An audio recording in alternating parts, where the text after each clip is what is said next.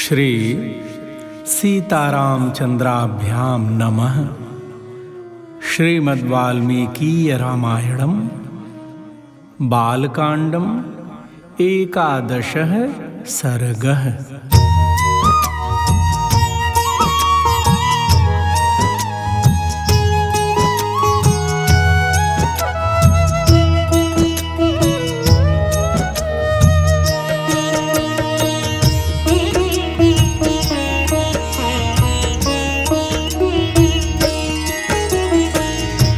श्री राम जय राम जय जय राम।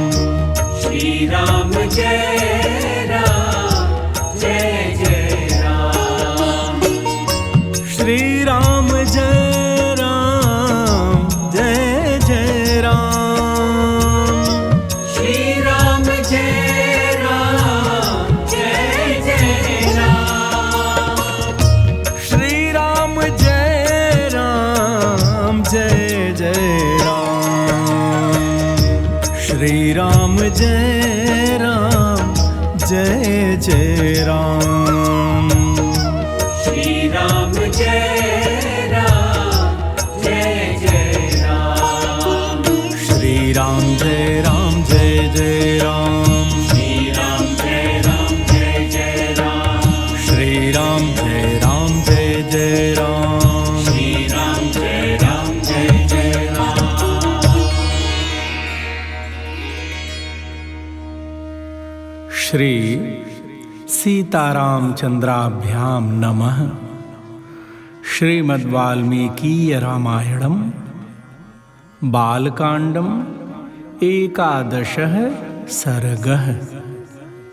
सुमंत्र के कहने से राजा दशरथ का सपरिवार अंगराज के यहाँ जाकर वहाँ से शांता और ऋष्यशृंग को अपने घर ले आना।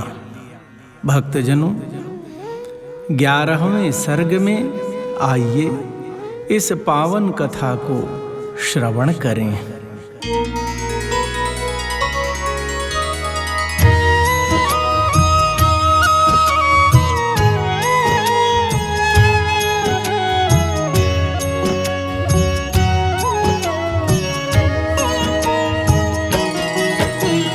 भूय एव हि राजेन्द्र शृणु मे वचनं हितं। यथा स देवप्रवरः कथयामास बुद्धिमान।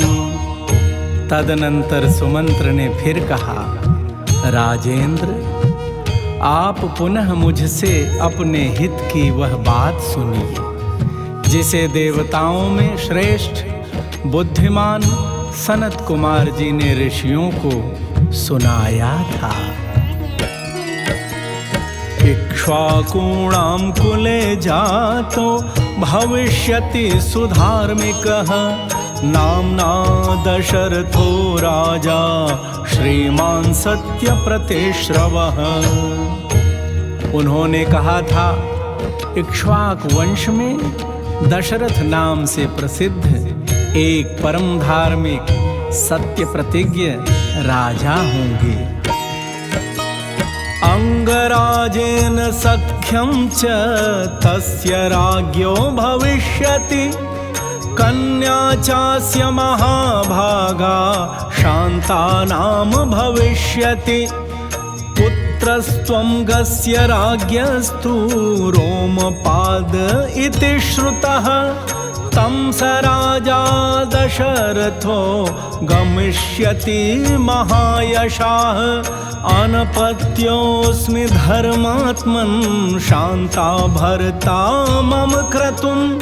आहरेत त्वया ज्ञप्तः संतानार्थं कुलस्य च। महाराज दशरथ की अंगराज के साथ मित्रता होगी। उनको एक परम सौभाग्यशालिनी कन्या होगी जिसका नाम होगा शांता। अंग देश के राजकुमार का नाम होगा रोमपाद। महायशस्वी राजा दशरथ उनके पास जाएंगे और कहेंगे, धर्मात्मन मैं संतानहीन हूँ, यदि आप आज्ञा दे तो शांता के पति ऋष्य श्रृंग मुनि चलकर मेरा यज्ञ करा दें। इससे मुझे पुत्र की प्राप्ति होगी और मेरे वंश की रक्षा हो जाएगी। श्रुत्वा राज्ञोऽथ तद्वाक्यं मनसा स विचिन्त्य च प्रदास्यते पुत्रवन्तं शांता भर्तारमात्मवान्। राजा की यह बात सुनकर मन ही मन उस पर विचार करके मनस्वी राजा रोमपाद शांता के पुत्रवान पति को उनके साथ भेज देंगे। प्रतिगृह्य च तं विप्रं स राजा विगतज्वरः आहरिष्यति तं यज्ञं प्रहृष्टेनान्तरात्मना। ब्राह्मण ऋष्य श्रृंग को पाकर राजा दशरथ की सारी चिंता दूर हो जाएगी और वे प्रसन्न चित्त होकर उस यज्ञ का अनुष्ठान करेंगे। तं च राजा दशरथो यशस्कामः कृताञ्जलिः ऋष्यशृङ्गं द्विजश्रेष्ठं वरयिष्यति धर्मविद्। यज्ञार्थं प्रसवार्थं च स्वर्गार्थं च नरेश्वरः लभते च सतं कामं द्विजमुख्याद् विशाम्पतिः। यश की इच्छा रखने वाले धर्मज्ञ राजा दशरथ हाथ जोड़कर द्विज श्रेष्ठ ऋष्य श्रृंग का यज्ञ पुत्र और स्वर्ग के लिए वरण करेंगे तथा वे प्रजापालक नरेश उन श्रेष्ठ ब्रह्मर्षि से अपनी अभीष्ट वस्तु प्राप्त कर लेंगे। पुत्राश्चास्य भविष्यन्ति चत्वारो मितविक्रमाः वंश प्रतिष्ठानकराः सर्वभूतेषु विश्रुताः।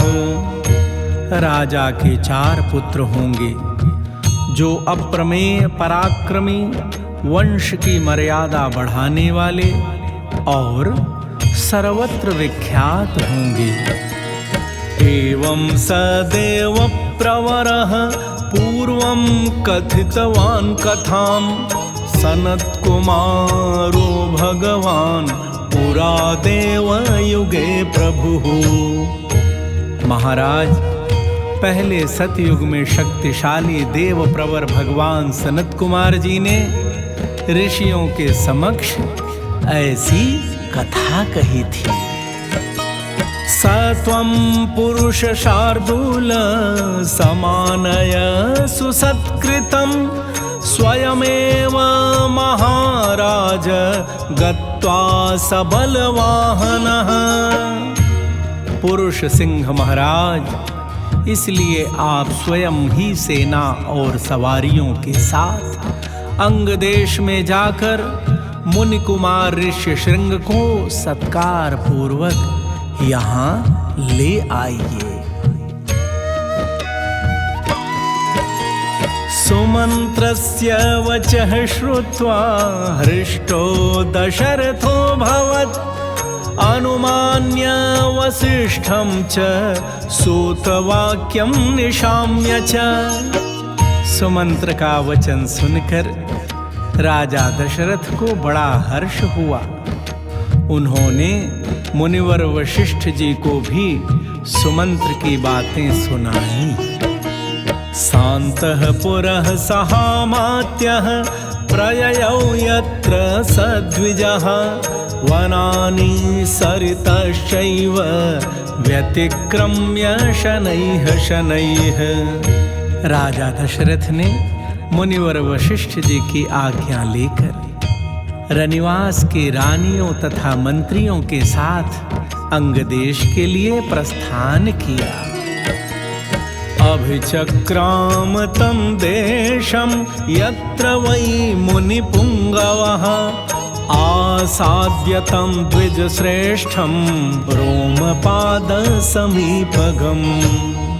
महाराज दशरथ वहाँ गए जहाँ विप्रवर ऋष्यशृंग निवास करते थे।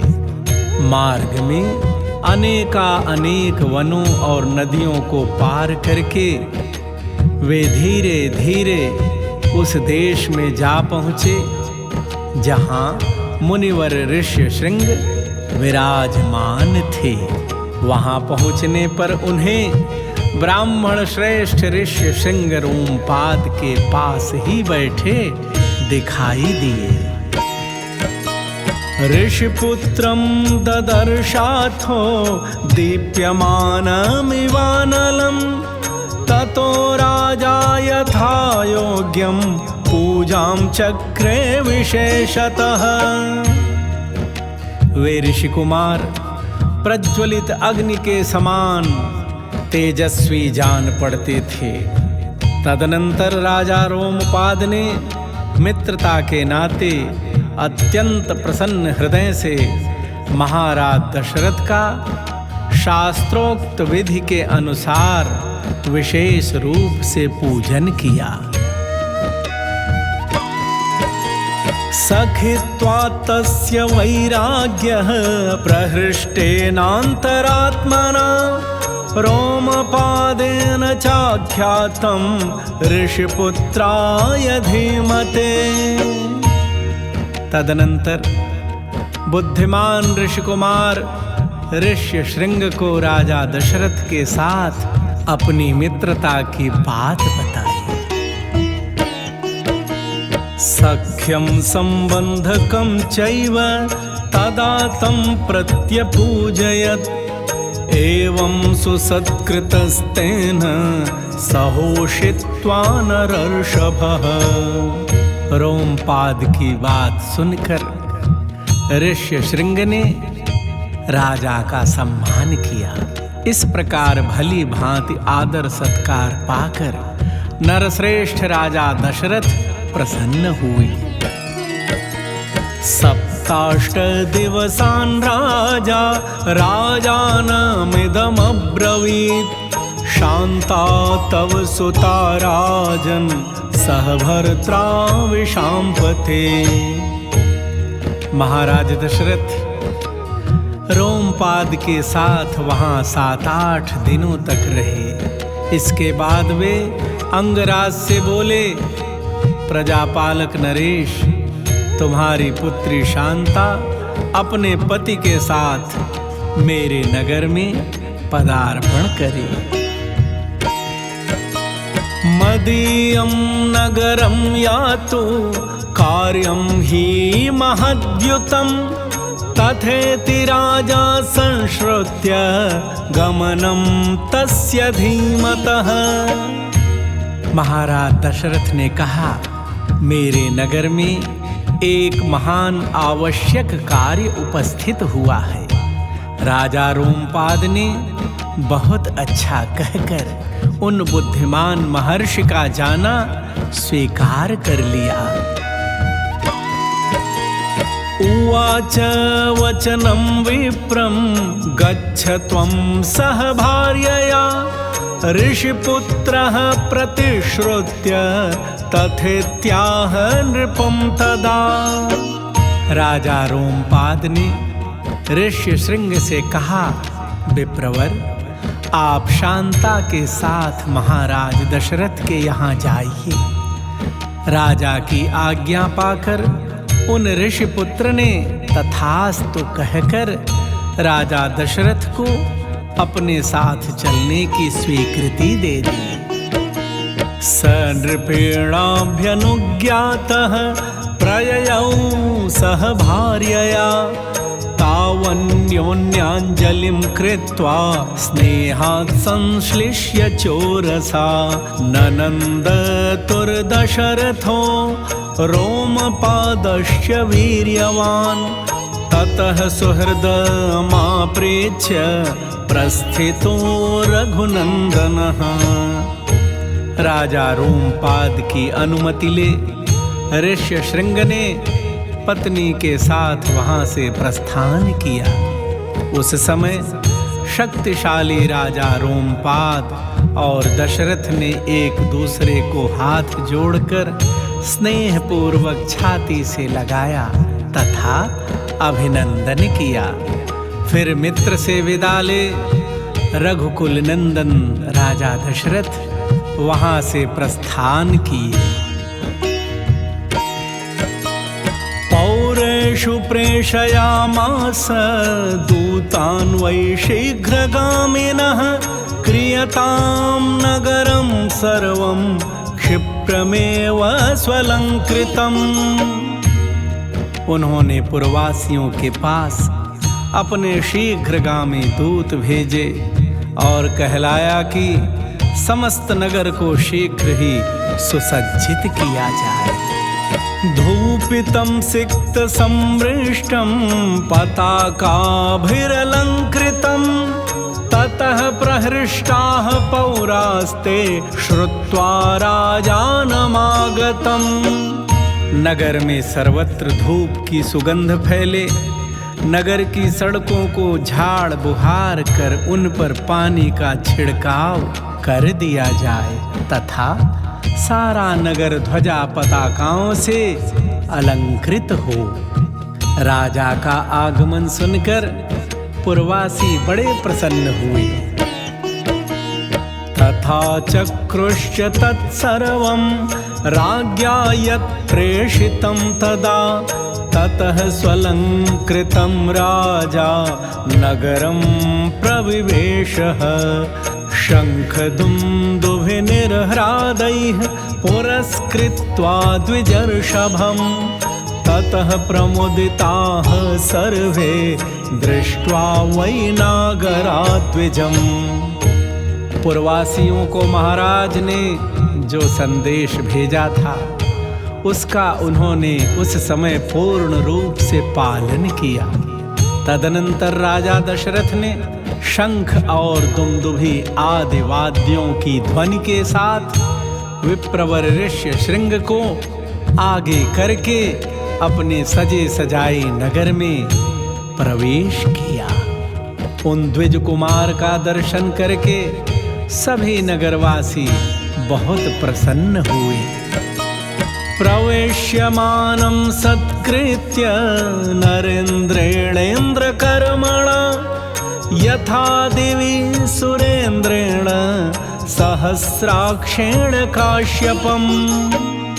प्रेमीजनों, पुरवासियों ने इंद्र के समान पराक्रमी नरेंद्र दशरथ के साथ पुरी में प्रवेश करते हुए ऋष्यशृंग का उसी प्रकार सत्कार किया जैसे देवताओं ने स्वर्ग में सहस्राक्ष इंद्र के साथ प्रवेश करते हुए कश्यप नंदन वामन जी का समादर किया था। अंतःपुरं प्रवेश्यैनं पूजां कृत्वा च शास्त्रतः कृतकृत्यं तदात्मानं मेने तस्योपवाहनात्। ऋषि को अंतःपुर में ले जाकर राजा ने शास्त्र विधि के अनुसार उनका पूजन किया और उनके निकट आ जाने से अपने को कृतकृत्य माना। अंतःपुराणि सर्वाणि शान्तां दृष्ट्वा तथागतां सह भर्त्रा विशालाक्षीं प्रीत्यानंदमुपागमन। विशाल लोचना शांता को इस प्रकार अपने पति के साथ उपस्थित देख अंतःपुर की सभी रानियों को बड़ी प्रसन्नता हुई। वे आनंद मग्न हो गईं। पूज्यमाना तु ताभिः सा राज्ञा चैव विशेषतः उवास तत्र सुखिता कञ्चित् कालं सह द्विजा। शांता भी उन रानियों से तथा विशेषतः महाराज दशरथ के द्वारा आदर सत्कार पाकर वहां कुछ काल तक अपने पति विप्रवर ऋषि श्रृंग के साथ बड़े सुख से रहीं। इत्यार्षे श्रीमद् रामायणे वाल्मीकिये आदिकाव्ये बालकांडे एकादशः सर्गः। इस प्रकार श्री वाल्मीकि निर्मित आर्ष रामायण आदि काव्य के बालकांड में 11वां सर्ग पूरा हुआ। प्रभु श्री सीताराम सरकार आप सबका कल्याण करें। जय सिया राम।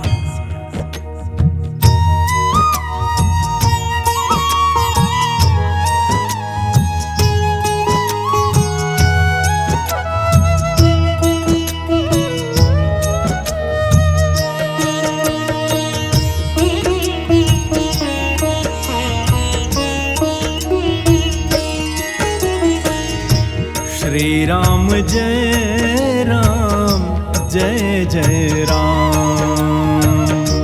श्री राम जय राम जय जय राम।